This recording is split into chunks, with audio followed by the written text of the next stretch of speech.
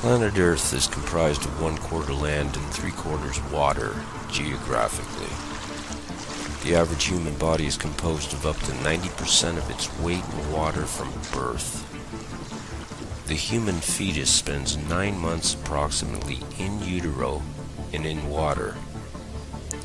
All living creatures that have breath are born in and or from water.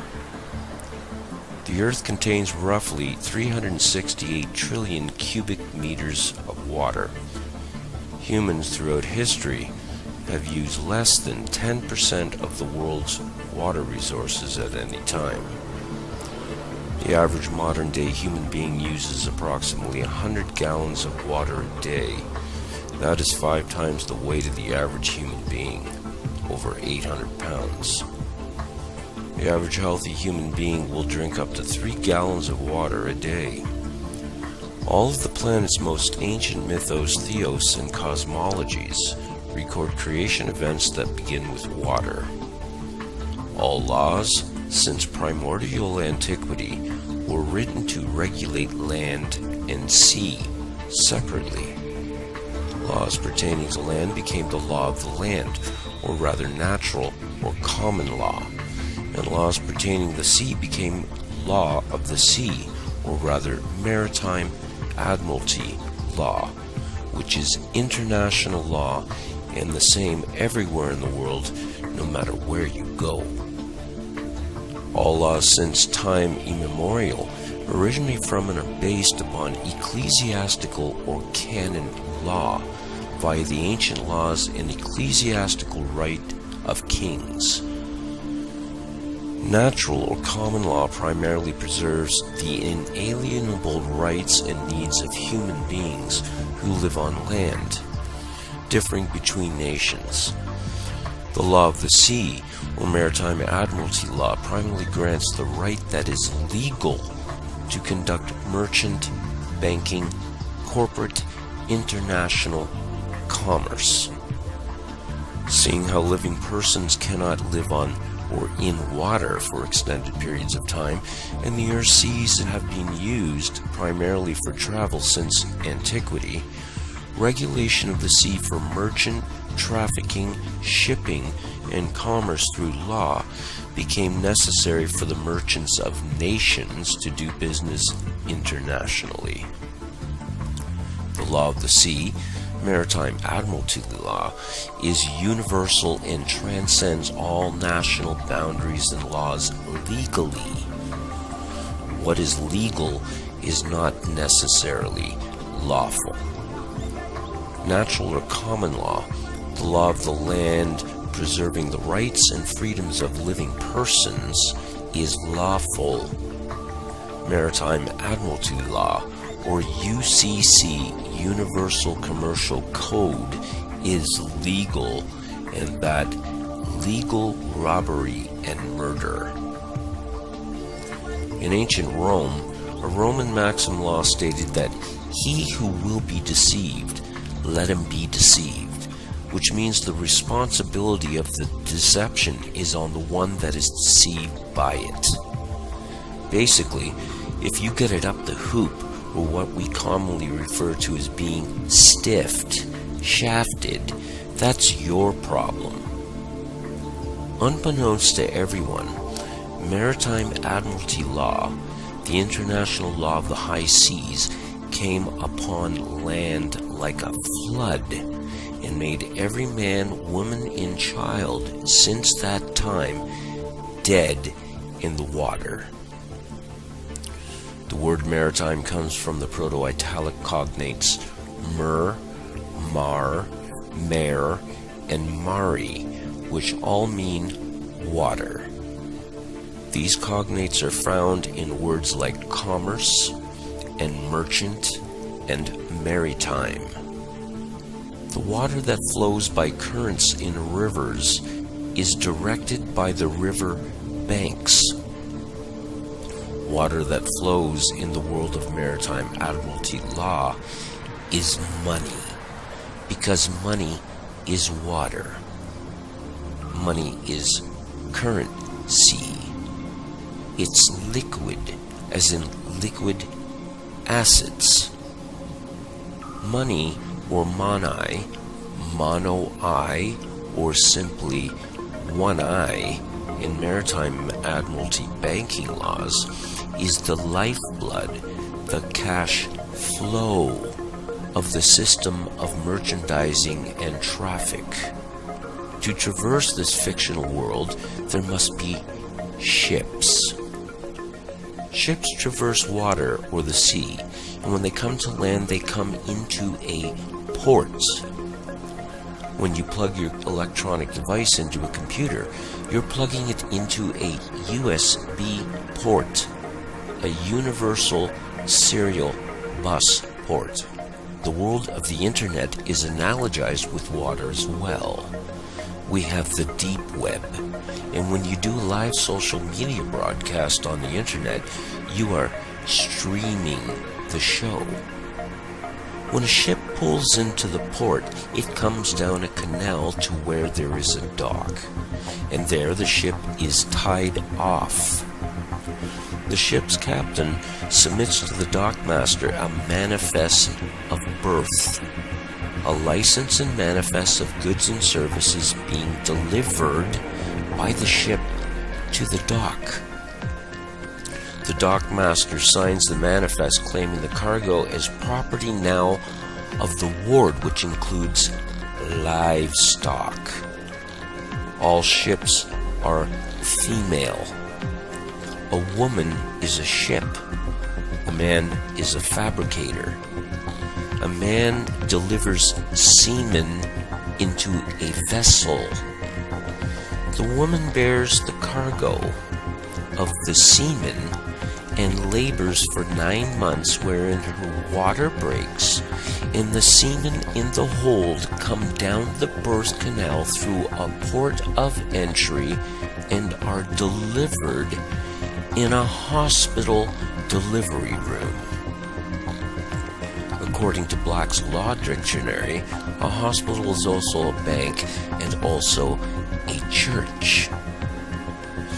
The woman has shipped newly birthed Admiralty maritime product, stock, livestock, cargo. A doctor will untie the ship from the cargo, stock, the product, by cutting the umbilical cord to the ship or vessel and sign a birth certificate, a manifest of birth, after the cargo has been stamped or daubed by a footprint and fingerprint with blood and ink. And after the informants, which are your parents, sign the manifest, which is plainly written on the certificate itself, your parents, the informants, are informing the doctor that the cargo, the stock, is now delivered and can be claimed by signature. The doctor signs the certificate, making you now lost at sea as unclaimed corporate property, cargo, stock, product, commodity. You are now legally dead in the water, and your name appears in all capital letters and on every other legal document. And as I said, legal is not necessarily lawful. The word capital, capital, etc. comes from the Latin caput, which means skull, and the word El, which is named for the Phoenician, Hebrew, and Roman god Saturn, which can be found in the Bible. Capitol is where we get Capitoline Hill, Golgotha, Capitol Hill, as in Washington, D.C. Caesar in antiquity ruled from the hill, just as modern-day presidents, monarchs, and popes rule from hills. A gangster may shoot someone in the head and say, "I capped him," a euphemism for a bullet causing death to the head. The word captain comes from the word capital, which means money, or one eye, and equals water, the currency ration. All corporations are fictional. They exist on paper as a dead body vessel, just as your name in all caps on a birth certificate. The Constitution of the United States was formed in 1776, but the Constitution of the Incorporation of the United States was in 1871. The Corporation of the United States was formed in Delaware, Maryland in 1871 and became the United States, Inc. All citizens of U.S. Inc. have a license to work for U.S. Inc. They are employees. All corporations must have three things: a president, a vice president, and a secretary-treasurer. Everything in the world of merchant corporate banking law revolves around ships, as ships are carried by the water, which is the current sea, and all corporations are ships. If you want to have a car, you must have an ownership. If you want to be a citizen of a nation or country, you must get a citizenship. If you go into business with someone, you enter a partnership. If you want to learn a trade, you may enter an apprenticeship. Want to go to college and get your degree? Get a scholarship. Want to go buy a new car? You go down to the dealership. If you are traveling by car, you may enter a township before you enter the very town. When a man and woman get married, and the word invokes maritime admiralty law, they enter a business contract and obtain a marriage license to do business as a partnership. If you go to a church, which means a bank according to Black's law, you are going to a place of worship. Everything is a vessel, a fictional ship created out of thin air on paper in the sea of corporate commercial banking laws of pirates of the high seas. A person, according to Black's Law Dictionary, is a monster. According to canon law, Goyim, translated from the Hebrew to mean nations, cattle, chattel, animals, beasts, non-human according to rabbinical sources which are authoritative in ecclesiastical or canon law, which includes Talmudic rulings. Goyim have no rights. Admiral or admiralty laws apply to the authority of the captain, who is the admiral of the ship. The captain, or rather the admiral, who has absolute power and control of the ship, can make up the rules as he goes along. The word admiral comes from the cognates admire, and the Phoenician Hebrew Roman name of deity, Saturn El. Wherever there is a crown, you had better admire and have admiration for the king who is the captain, commander-in-chief, or else. Under common law, there's no such thing as a victimless crime, and a victim receives compensation and redress for damages. Aboard a ship, the captain can make any act a crime and he can impose sanctions accordingly. If you have a house and want to sell it, you put it up for sale. You are placing a sale on a ship which will set sail and dock to another port when sold. When you send a package somewhere abroad, you are shipping it, even though it's more than likely traveling by land. If you are losing your house, it's said that your house is underwater. If you get in trouble with the IRS, or if you go to prison, it's said you have landed in hot or deep water, and someone has to come and bail you out. A ship pulls into a port and gets tied off at a dock. When you go to a court, your case is placed in a docket. All courts in the land are judiciaries. They are judicial courts operating under mixed Roman, common, canon, and admiralty maritime law under a crown. They are ships docked on land. This, according to the Judiciary Act of 1789 passed by Congress, which made all district courts admiralty courts having maritime admiralty jurisdiction. The United States of America and the United States are two different entities. One is a corporation, the other employees of the corporation.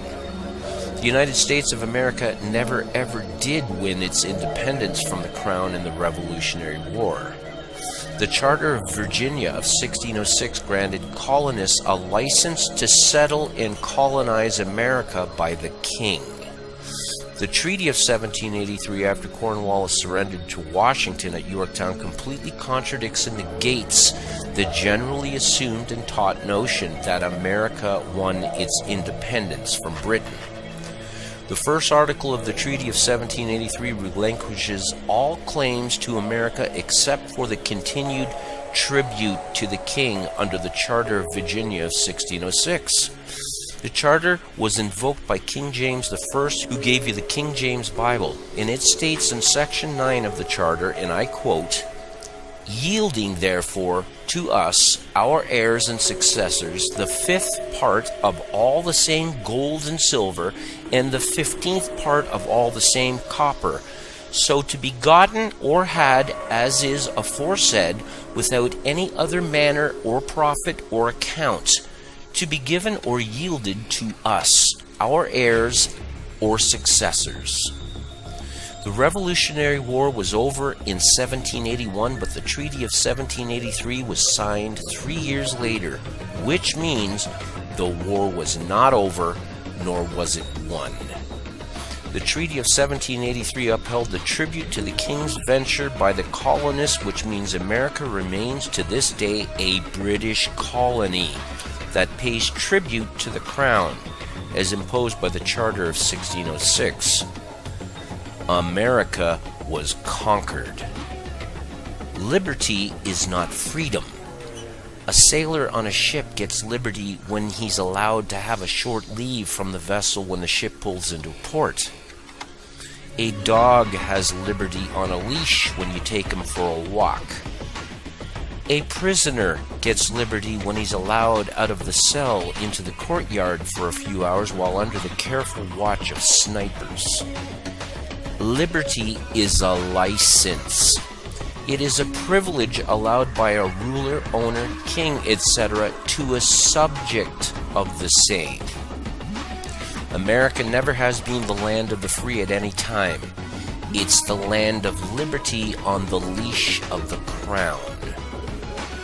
In the year 1106, the judgments or rules of Oleron were first implemented by Eleanor of Aquitaine, after her return from the Second Crusade, having accompanied her first husband, King Louis VII.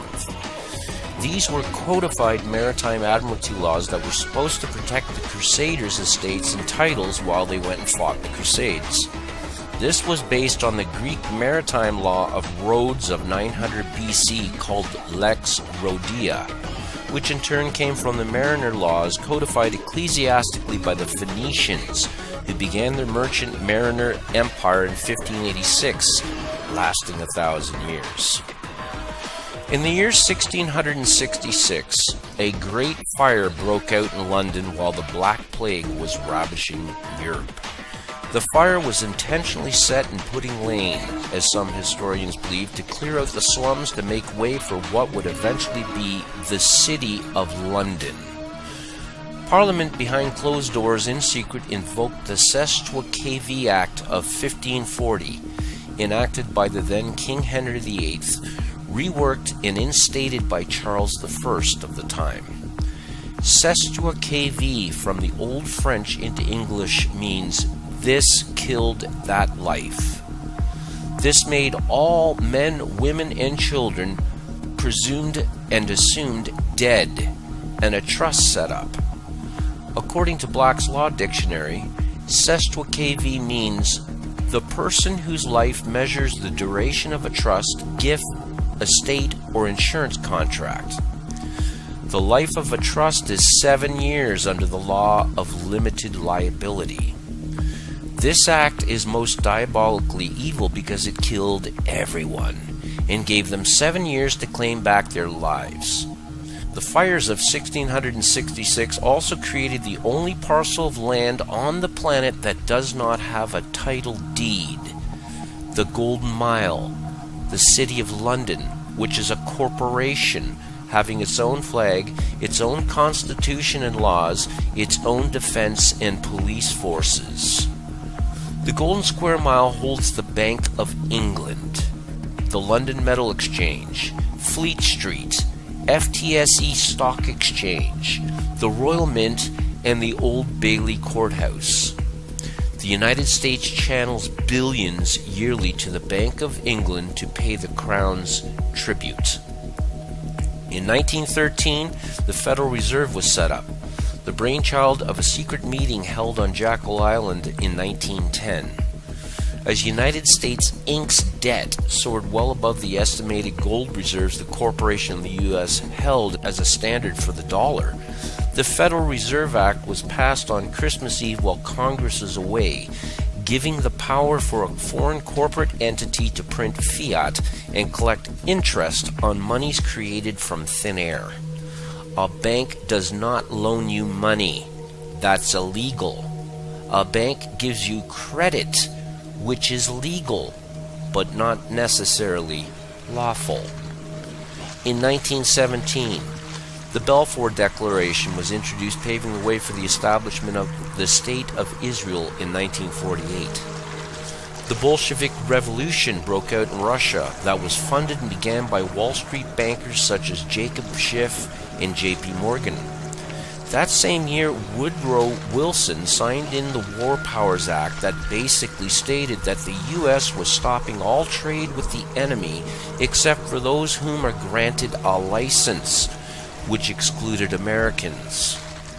Licenses began to be issued in 1933. In 1933, the U.S. had reached Section 11 bankruptcy. President Roosevelt amended the War Powers Act of 1917 and declared all U.S. citizens as enemies of the state. There was a declared national emergency on March 9th, with an emergency act being passed placing all power, property, and resources of the U.S. into the hands of the President under martial law that has continued ever since. This is renewed yearly by executive order. The Federal Reserve began to print fiat money. The all-seeing eye was placed on the dollar bill. All men, women, and children born ever since arrive as collateral for U.S. Inc.'s debt, as slaves and enemies of the state. The balance of debt versus collateral is determined through illegal wars for profit, where the debt versus collateral is balanced, or rather the herd of slaves is thinned out. What all this means, ladies and gentlemen, is you are all slaves and cannon fodder for the nations you are in and who are subservient to the rulers running them. You have been turned into collateral for national debts. Consider this when hearing about the imminent collapse of the economy soon to take place. When debts cannot be paid, you are said to be in deep water, and those in deep water usually drown. Shylock, according to Shakespeare, asked for a pound of flesh to pay the bill. The owners of U.S. Inc. demand the same according to Admiralty Maritime statutes you are all under.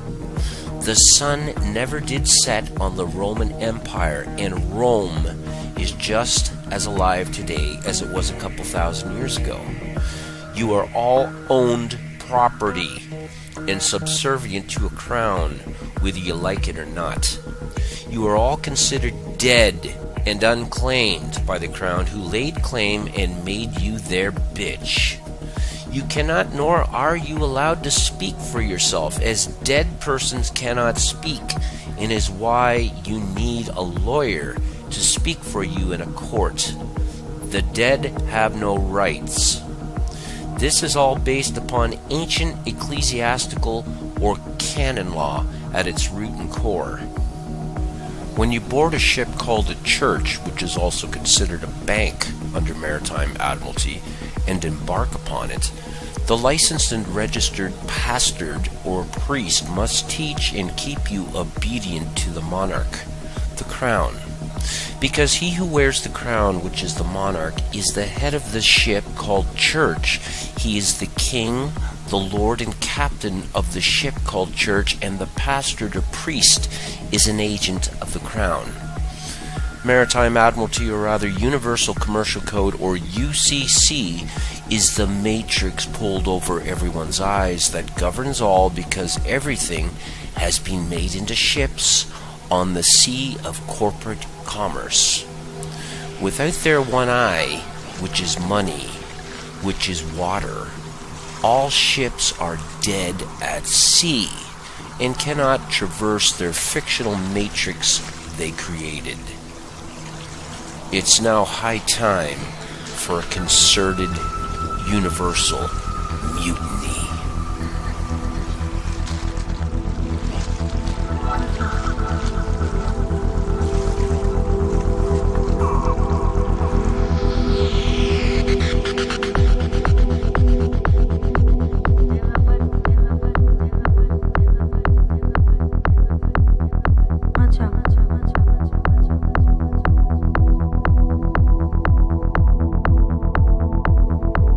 We are opposed around the world by a monolithic and ruthless conspiracy that relies primarily on covert means for expanding its sphere of influence, on infiltration instead of invasion, on subversion instead of election.